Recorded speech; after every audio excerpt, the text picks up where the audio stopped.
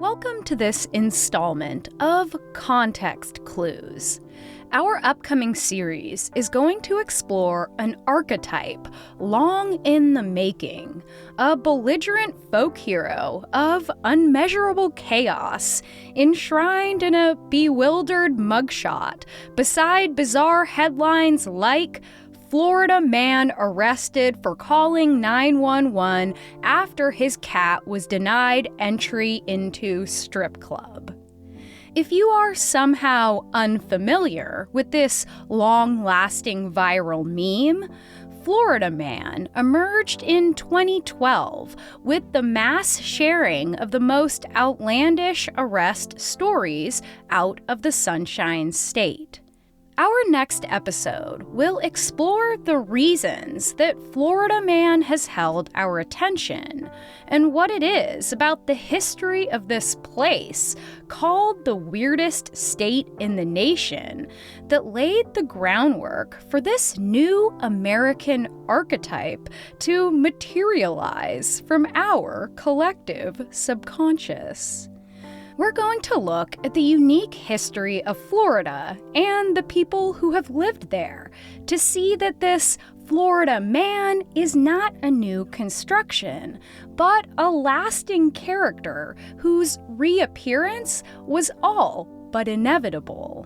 But behind the fun of these headlines, the humor of these memes and mugshots, there is, as always, a dark underbelly, easy to ignore, one that once explored may lead us to consider the fates of those whose wild antics give us a digital second's worth of precious amusement. Now, if you were to conjure in your mind the archetypal Florida man, you might see before you a relative of a freak show staple, the tattooed man, a face covered in fading, indecipherable ink. The look and the behavior of our Florida men create a kind of non-consensual sideshow where the featured freaks are not there to purposefully entertain and certainly not there to make a buck off the crowd. There's also something of the trash talk show in Florida Man's lineage, the mass gawking at the human oddities of a particular cultural moment, as well as its opposing force, the eugenic-tinged, highbrow opinion of what and who the middle and upper classes deem trash. Now here's an excerpt from our episode called Trash Talk Shows. In 1989, a group of white men and one white woman staged an hour-and-a-half roundtable discussion about tabloid talk shows featuring Phil Donahue, Morton Downey Jr., who is another host known for getting into screaming fights with his guests, Larry King, Jack Nelson of the New York Times, and other serious journalists, and several network and newspaper executives. I think we're not talking so much about what's journalism and what's not journalism as what's good taste and what's bad taste, what's good manners, what's bad manners, and I think television now is overrun with bad taste and bad manners. You wrote in one of your columns television was diseducating Americans. Yeah, it may be making us dumber. I mean, all the scholastic, if that's possible. No, I didn't mean that. That was renowned media critic Tom Shales of the Washington Post, who also had this kind of snooty, snotty thing to say in an editorial from the year before. Geraldo, the barrel-bottom talk hour starring dauntless panderer Geraldo Rivera, has dealt in recent weeks with transsexuals and their families, swinging sexual suicide, mud-wrestling women, Charles Manson, serial killers, kids who kill, battered women who kill, and, of course, male strippers. So, transgender people who have families were the first on the list of these American perversions, coming before serial killers, before Charles Manson. Shales, who would win the Pulitzer Prize for his cultural criticism that very year, followed up with this lovely, condescending statement. Donahue remains the most frequently substantive of the shows, but this week, Phil flounced around in a skirt for a peek at cross-dressing. Around the same time, Democratic Senator Joseph Lieberman and conservative activist, Secretary of Education under Reagan and enormous war on drugs fanboy William Bennett began working on what they called the Revolt of the Revolted, as they so charmingly put it. Interestingly, both men had found recent success in their pact together, pushing Time Warner to drop all gangsta rap artists from their label. These hosts, like Donahue, Geraldo, and Jerry Springer, who each have their own pretty impressive history in progressive politics, often pointed out this elitism, this pearl-clutching of intellectuals, the judgments they placed that seemed based in class, that seemed based in the same prejudices that permeated America. They were just doing it with good manners and with good taste. When you look at it this way, the audiences of these talk shows skew toward working-class black and white audiences, with Jerry Springer holding the #1 spot for years. Around the same time as this roundtable discussion, critic Martin Kittman, writing for Newsweek and CNN, said, quote, "The scariest thing about the show to me is the studio audience chanting, 'Jerry, Jerry,' mostly yums, young urban males and misses as unrestrained as ever. This human zoo is a lot funnier than most new network sitcoms." It's telling to me that he would use language this specific in reference to freak shows, with human zoos usually displaying black people and other people of color as animals, as monsters, as only half human, and as profoundly unintelligent, as we cover in detail in our episode called Monsters. The freak shows that existed from the mid-1800s up through the mid-1900s are often compared to trash talk shows, and like talk shows, they were a deeply complicated and nuanced place. They could promote profoundly racist and white supremacist views through their human zoos, and of course, they also invited the masses to gawk at abnormal individuals at a hefty profit for the showman. But at the same time, it was also a venue for the previously unseen, like those with physical disabilities as well as gender nonconformists. The Bearded Lady is the most famous example, and hermaphrodites, in this case simply those who the audience couldn't classify as explicitly a man or a woman, were some of the most popular acts, and they were met with wonder. One such freak, going by Albert Alberta, either had a medical condition or was just an early genderqueer who knew how to woo an audience, which is a specialty of ours. Albert Alberta, who used male pronouns, would work out one side of his body only, with the other half shaved, either with a real breast growing from that medical condition, or, in other reports, a fake one filled with birdseed. Either way, the crowd freaking loved it. When we look back at freak shows, the most common refrain is, "How sad. Look at these poor people being exploited by a showman so he can get rich off their pitiable abnormalities." But freaks were also known to pickpocket the audience, give incorrect change, and gouge them to hell for cheap souvenirs. Often, they had a good deal of control over their acts and made pretty decent money, and a handful even became rich, which was a really big deal when there weren't a lot of career opportunities for folks like this. Despite the obvious truth that vulnerable people were being exploited for profit, many of them had a lot more agency than we like to remember. And maybe they don't need so much of our pity, but maybe they need our respect.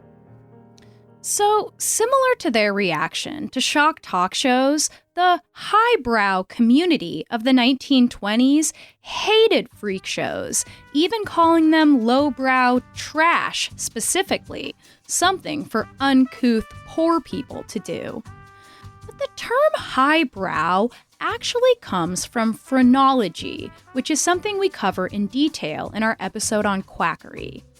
At the time, doctors actually believed that the shape of the skull determined everything about a person's personality, health, and the value of their genetic stock. The higher the brow, which they conveniently claimed was a natural feature of wealthy white people, the smarter and more worthy the person was considered. Lowbrow, then, of course, meant the opposite, and usually referred specifically to people of color, poor white people, people with disabilities, and gender nonconforming individuals. Phrenology helped fuel the popular eugenics movement of the time, with upper-class Americans quite charmed by the idea of creating a perfect race of smart, affluent white Americans. No trash allowed. The freaks of America wouldn't be closeted anymore, nor would they be put on vulgar display. Instead, they'd be used for medical experiments or tossed into asylums for their own good, for the good of medicine and science, or even bred out of the culture entirely. As we'll see in our upcoming episode, the story that kicked off this long-lasting viral Florida man meme was not one of poorly wrestled gators or drunken Walmart shenanigans, but something much, much darker. Florida cannibal shot dead after eating homeless man's face. Considered the very first Florida man by those who've studied the phenomenon, the Miami cannibal story of 2012 was so awful as to feel unreal, like an urban legend, a horror movie. But of course, like all stories, it was rife with misinformation, taking on a life of its own and adding to the constant revolving door of fake drug panics that take our attention away from structural issues like the lack of mental health support. The harsh criminalization of drugs over the last century led to exploding prison populations, and by the time the Reagan and Clinton administrations got involved, nonviolent drug law offenses increased from 50,000 in 1980 to over 400,000 by 1997. And to this day, the United States has by far the largest prison population in the world. Florida's is the third largest in the country. Now, here's an excerpt from Drugs. When a security camera caught footage of a 31-year-old Florida resident crouched over a bearded homeless man, gouging out his eyes and actually eating his face, the news and social media quickly dubbed him the Miami Zombie.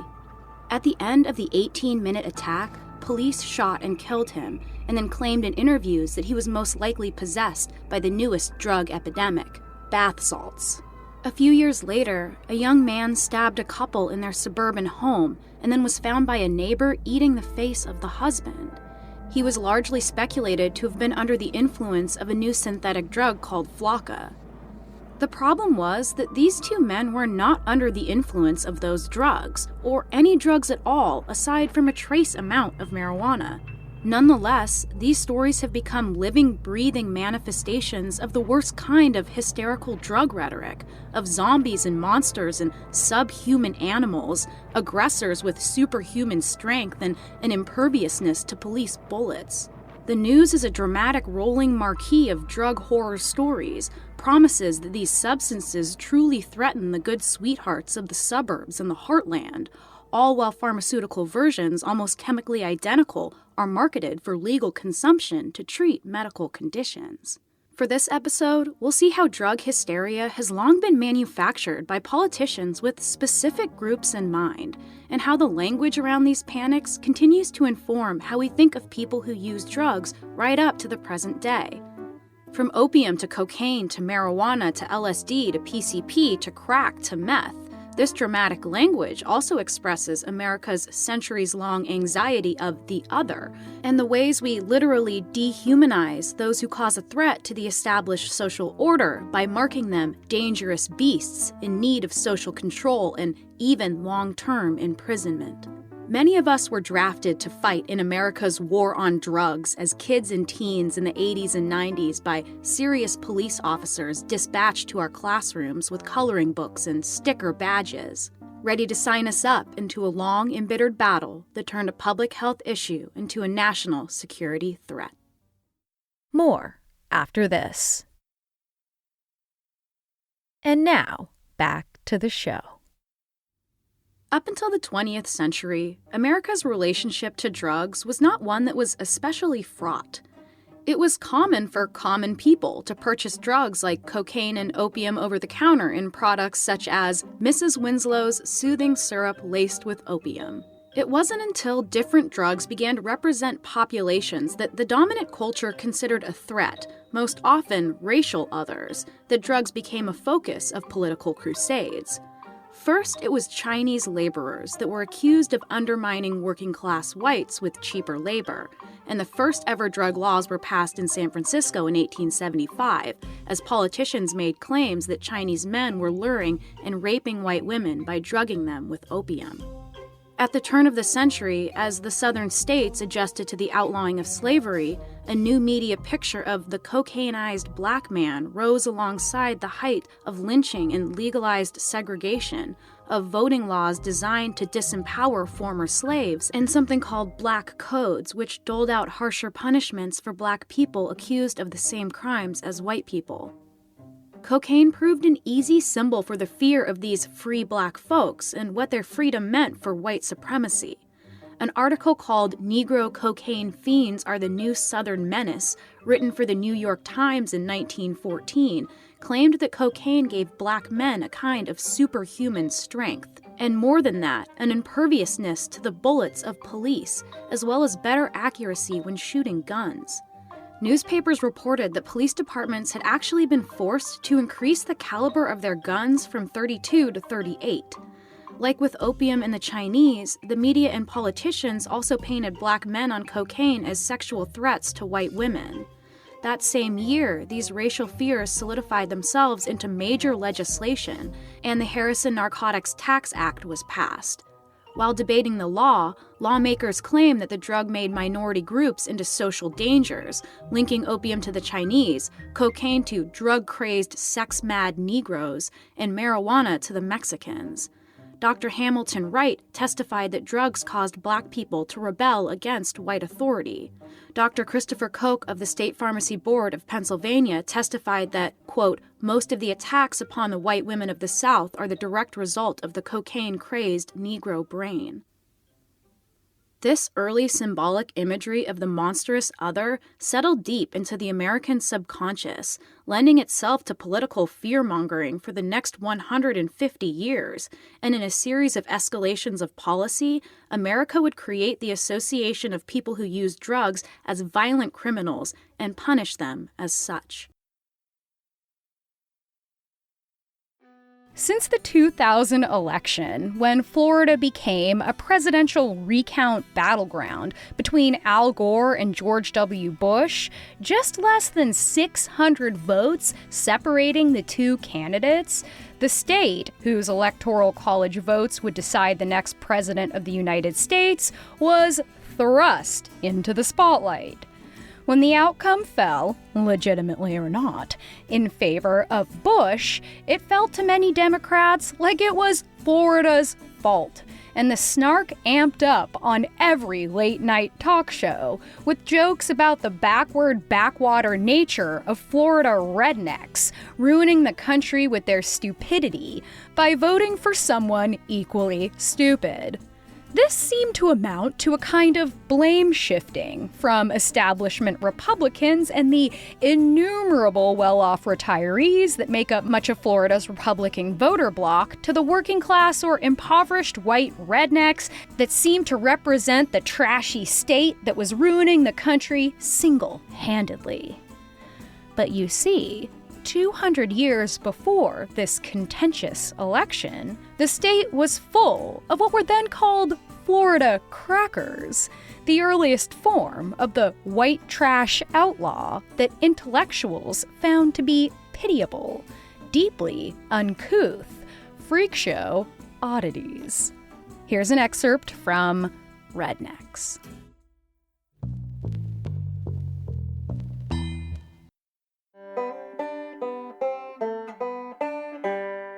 Horror movies say more about the prevailing cultural fears of their time than most other popular culture media.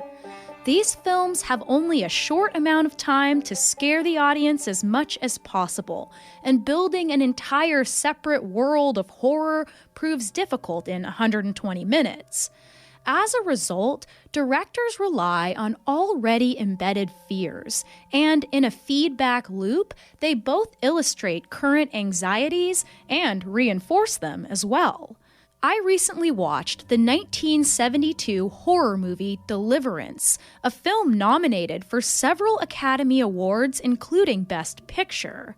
It's certainly the most famous pop cultural portrait of the region called Appalachia that's ever been made. And it would go on to inform the subgenre known as hillbilly horror up to the present day. In the film, 4 men from the city of Atlanta, seeking adventure, canoe down a raging river in northwestern Georgia and are sexually assaulted and picked off one by a group of evil hillbillies, hell-bent on punishing them for their uppity class roots. In the most famous scene of the film, one of the men plays his guitar along with a boy implied to be inbred, who impresses the men with his rendition of dueling banjos. Billy Redden, the 15-year-old boy scouted from the local school to play the character known only as the Banjo Boy, became an archetype of Appalachia. Described in the script as inbred, Billy was not actually physically or mentally disabled, but the cast and crew shaved his head and used makeup in order to make him appear so, and that idea of him lasts into the present day. One star of the film and notorious asshole John Voight allegedly said of Billy with absolutely no evidence, quote, "He was a boy who had a genetic imbalance. A product of his mother and his brother, I think." Hillbilly horror is still popular and is rarely met with much criticism for its offensive portrayals of Appalachians and poor white rural folks in general. The Hills Have Eyes, the Texas Chainsaw Massacre, and more recently the Wrong Turn series all share a sense of the inbred, sociopathically violent, dangerous, grinning, stupid slayers of the middle-class city dwellers and suburbanites in their dark, wooded margins of our civilization. These American monsters are presented with a complete lack of the traits of the middle class, with no emulation of the well-mannered elitism that separated them from the others of whiteness. Does the word Appalachia, the word hillbilly, conjure up for you visions of seething racism and homophobia, of slurs dripping brown with chewing tobacco from the lips of evil white trash rednecks who live in shacks with gutted deer hanging outside their door? The archetype of the American redneck is far more complicated than we wish to believe. As the coal industry continued to grow and began to automate much of the work that the unions had fought for, Appalachians started leaving the region to find stable work in the factories in city centers. In a migration along a symbolic route known as the Hillbilly Highway, thousands entered the city of Chicago and they were not met with a warm welcome. In fact, many businesses refused to serve those they called hillbillies and would hang signs outside that said, quote, "No Southerners need apply." The sudden influx of these impoverished whites shook the affluent Southerners to their cores, who had previously clung to that idea that only people of color could be that poor, that degenerate as they viewed them, and a greater need to scientifically classify and solidify categories of race emerged to reinforce, of course, white supremacy. In the following years, a new term rose to scientific and psychological prominence: feeble-mindedness, and it applied often to those deemed as white trash people. Of course, black people and other people of color needed no qualifier to be deemed trash and were considered feeble-minded as a whole, while whites would be categorized as such based on an early version of the IQ test. These IQ tests, however, were bound to show the results that reinforced the racist and classist views of the scientists and the elites that supported them, as poor whites and minorities in the South did not receive the same access to education, an issue that predated the Civil War and still exists today. These IQ tests were touted by University of Virginia Dean Harvey Ernest Jordan, who called his home state the perfect laboratory to compare those named the first families of Virginia with what he considered the worst stock, the feeble-minded poor. Good job, everybody, doing your context clues homework for our upcoming episode on Florida Man. If you'd like to listen to the full episodes included in this collection, check out Trash Talk Shows, Drugs, and Rednecks. Sounds like a good time. This was American Hysteria. Find us at patreon.com/American Hysteria, and we'll be back next week with our episode called Florida Man. I'm your host, Chelsey Weber-Smith, and thanks to Riley Smith for putting this episode together. I hope you have a great week.